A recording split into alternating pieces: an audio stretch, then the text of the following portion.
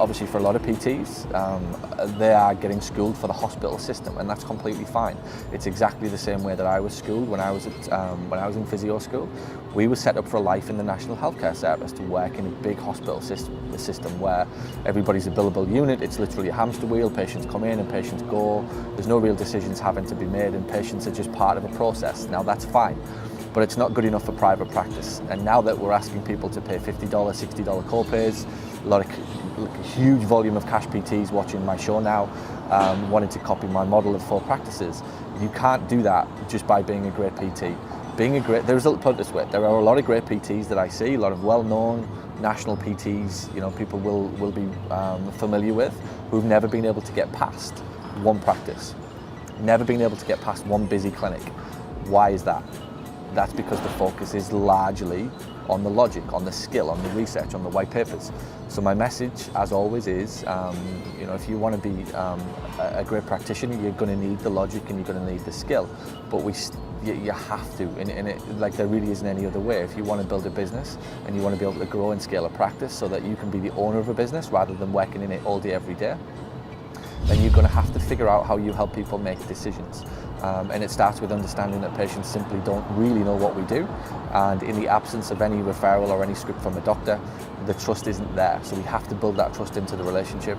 We have to ask them questions. We have to engage with them. We have to spend 10, 15, 20 minutes on the phone with them, potentially offer them our time before we ask them for their money.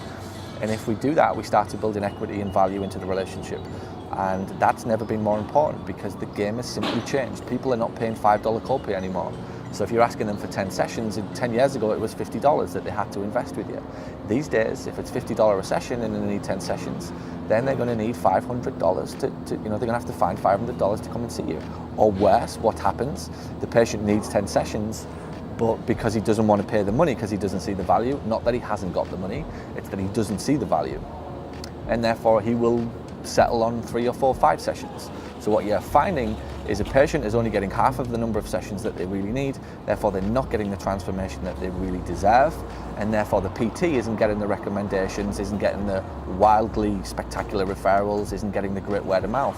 And why would they? Because patients are dropping off. Patients are not following through on the care plan because they don't want to pay the bills. And why would they? Like I keep saying, they do not understand what they're paying for, and you and I and everybody else watching this video would not give somebody $500 for something that we don't know what it does. I'm happy to give the TVs, if I walk into an electrical store here this morning in Santa Monica and find a TV for $500, I'm happy to give them the $500 because I know I'm going to be able to watch Lost or NCIS or X Factor tonight at some point. So that's, I think, a problem, and it's going to be a problem and it's going to be an opportunity because as more and more students come out of school and they get told more and more that the value is in the skill and the value is in the white papers and the value is in the research, that is completely wrong. Completely wrong. It's important, but all it does, all of the research in the white paper and the skills and all of the extra things that you're going to be able to do in terms of the physical aspect of being a PT, just simply put you on the 100 meters line. They just let you run a race.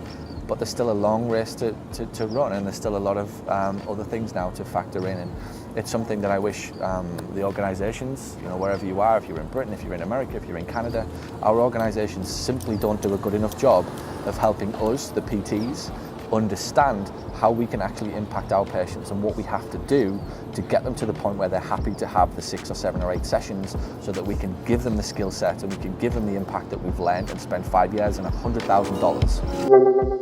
Thanks for watching this video. If you found it helpful and you find yourself thinking, I wonder what else Paul can help me with, head on over to paulgough.com/training where you can register for this weekend's free live webinar with Paul Gough, where he'll show you how to give yourself a $10,000 a month pay rise and create a marketing plan for your clinic to hit the ground running in 2020.